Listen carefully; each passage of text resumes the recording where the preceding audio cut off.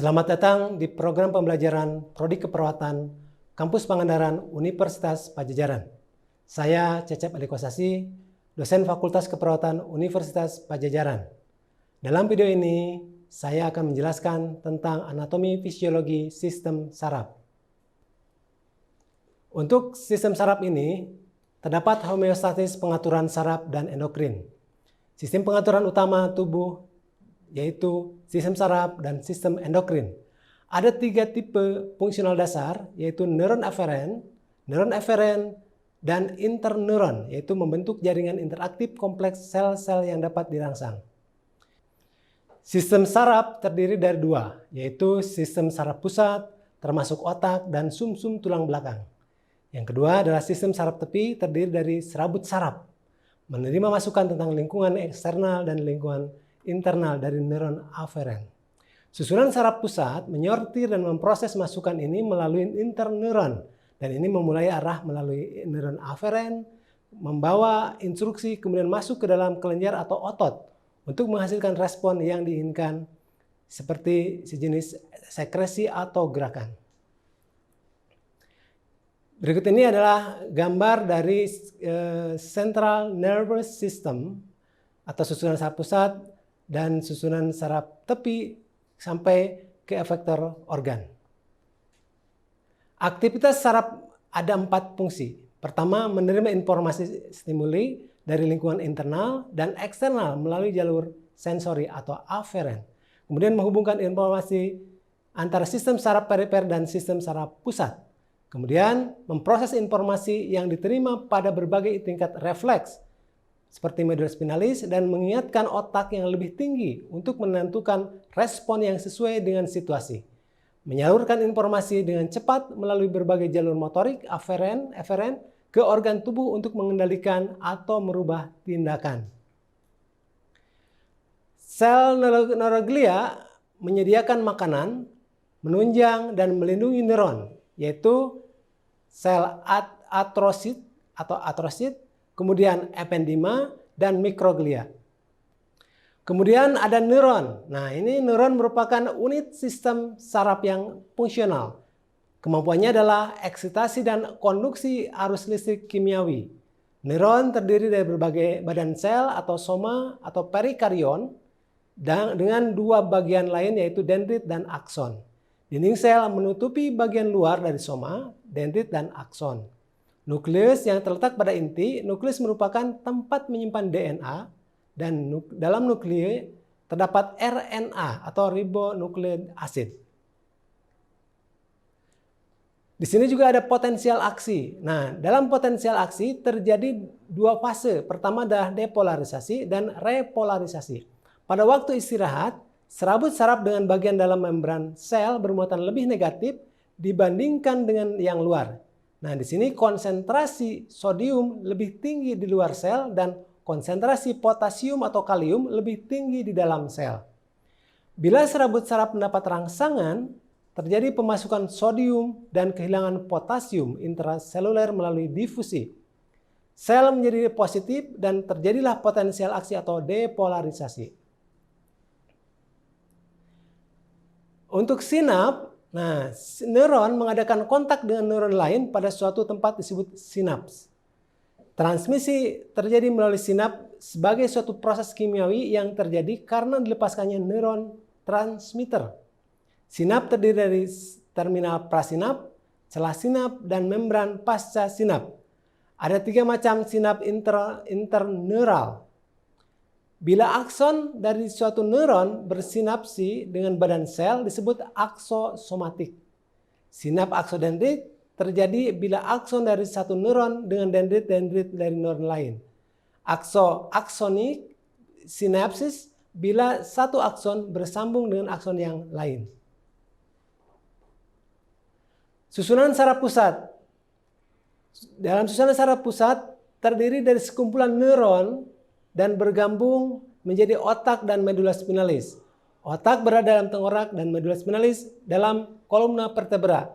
Di sini ada gambar terkait dengan otak dan kolumna vertebralis. Tengkorak, nah ini kranium atau kranium terbentuk oleh 8 buah bagian tulang yang dihubungkan oleh serangkaian penghubung yang sangat kuat yang disebut dengan sutura. Lapisan dalam membentuk rongga yang dibagi menjadi fossa anterior yang berisi lobus frontalis, fossa tengah berisi lobus temporalis, parietal, dan occipital, serta fossa posterior berisi tangkai otak dan cerebellum. Otak beratnya kira-kira 3 pon atau sekitar 1,5 kg dan dibagi secara kasar menjadi cerebrum, cerebellum, dan batang otak. Untuk cerebellum terdiri dari hemisfer kanan dan kiri. Terdiri dari 4 lobus utama yaitu frontalis, parietal, temporal, dan occipital. Cerebrum adalah bagian dari otak dibungkus oleh korteks cerebral yang tebalnya kira-kira 1/4 inci dan terdiri dari 14 miliar neuron. Menerima dan menganalisis impuls, mengendalikan gerakan volunteer, dan menyimpan semua pengetahuan dari impuls yang diterima. Terdapat basal ganglia, termasuk nuclei cauda, putamen, dan globus pallidus. Basal ganglia bekerja sebagai bagian dari sistem ekstrapiramidal dan untuk gerakan yang halus bebas, terutama untuk tangan dan ekstremitas bawah. Fungsi cerebrum, yaitu fungsi bicara, salah satunya adalah fungsi pusat bicara, yaitu di daerah Broca dan Wernicke. Nah, untuk Broca terletak di lobus frontalis, yaitu untuk ekspresi verbal.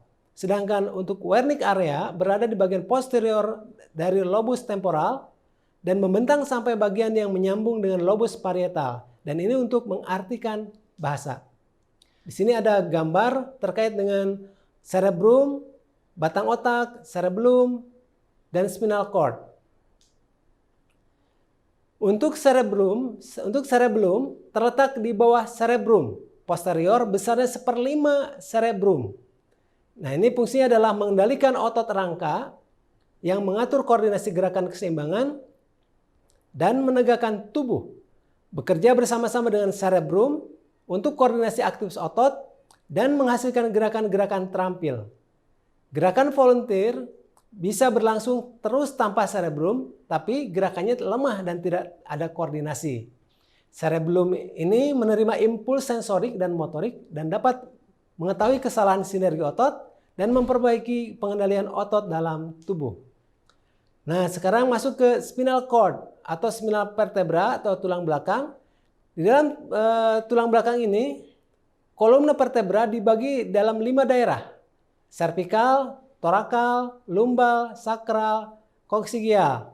Seluruhnya ada 33 buah yang terdiri dari 7 ruas tulang leher, 12 ruas tulang dada, 5 ruas tulang pinggang, 5 ruas tulang kelangkang, 3 atau 5 buah menjadi 1 menjadi tulang tungging. Tiap ruas tulang di sebelah atas dan sebelah bawah dipisahkan oleh kartilago dan jaringan ikat yang disebut discus vertebralis. Lubang tulang vertebra terletak di tengah-tengah tulang belakang dan merupakan kanalis vertebralis yang berisi medula spinalis dan selaput meningen. Nah, dalam medula spinalis itu terbentang dari foramen magnum di atas dan sampai ke bawah, yaitu ke lumbal 2. Badan kelabu berisi internuncial neuron yang mengirim impuls dari satu tingkat ke tingkat lain, dari dorsal ke tanduk, ventral, dan dari medula spinal ke yang lain. Nah, ini ada jalur ascenden, yaitu menyalurkan informasi sensori dari reseptor perifer ke medula spinalis dan otak. Jalur yang menurun menyalurkan impuls dari otak kepada motor neuron dalam medula spinalis atau kepada sistem saraf perifer. Nah, ini juga di medula spinalis ada juga merupakan jalur refleks. Kita lihat terkait dengan sirkulasi otak dan medula spinalis. Di sini sebagian besar atau 80% suplai darah diberikan oleh arteri carotis interna melalui arteri cerebral interior dan arteri cerebral media. Juga sebanyak 20% dari suplai darah itu disuplai oleh arteri vertebralis, yaitu arteri basilaris dan arteri cerebral posterior. Ada juga istilah barir darah otak. Nah, di sini ada mekanisme fisiologis melalui permeabilitas selektif. Normalnya Bahan-bahan yang masuk ke dalam darah melalui kapiler masuk itu ke dalam cairan lumbal atau melalui kapiler masuk ke cairan ekstraseluler. Nah, barir ini masih permeabel terhadap oksigen, CO2, air, dan sedikit permeabel terhadap elektrolit, tapi tidak permeabel terhadap asam basa dan kebanyakan obat-obatan. Cairan cerebrospinal atau CSF terdapat pada ventrikel otak, di dalam kanalis centralis, medulla spinalis, dan di dalam ruang-ruangan subarachnoid. Liquor yang bekerja sebagai bantalan pada sistem saraf dan menunjang bobot otak. Jadi CSF ini dibuat pada ventrikel di plexus choroides. Dalam 24 jam, plexus choroides memsekresi atau menghasilkan 500 sampai 750 mm CSF. Tapi hanya 125 sampai 150 saja yang bersirkulasi dalam setiap saat. Setelah bersirkulasi di sekitar otak dan medulla spinalis, cairan kembali ke otak dan diabsorpsi ke ruangan subarachnoid lewat subarachnoid villi. Kemudian CSF terus masuk ke dalam sistem venus dan mengalir ke vena jugularis, ke vena cava superior, dan masuk ke dalam sirkulasi sistemik. Ini adalah gambar dari ventrikel, CSF, dan spinal. Untuk ventrikel, sistem ventrikel terdiri dari 4 buah rongga. 2 ventrikel terletak di hemisfer otak dan merupakan rongga terbesar. Kedua ventrikel dipisahkan oleh selaput tipis yang disebut septum pellucidum. Kedua ventrikel bersambung dengan ventrikel centralis yang juga bersambung dengan ventrikel keempat. Bagian-bagian dari ventrikel lateral, ketiga, dan keempat dilapisi oleh selaput yang berkapiler yang disebut dengan plexus choroides. Nah, sekarang meningan. Meningan ada 3 ruangan penting yang berhubungan dengan meningan, yaitu ekstradural, yaitu eksternal dari dura. Kemudian yang kedua adalah subdural di antara dura dan arachnoid. Yang ketiga adalah subarachnoid di antara arachnoid dan pia mater. Untuk sistem saraf perifer merupakan saraf tunggal, yaitu saraf motorik, sensoris, atau campuran sensoris dan motoris.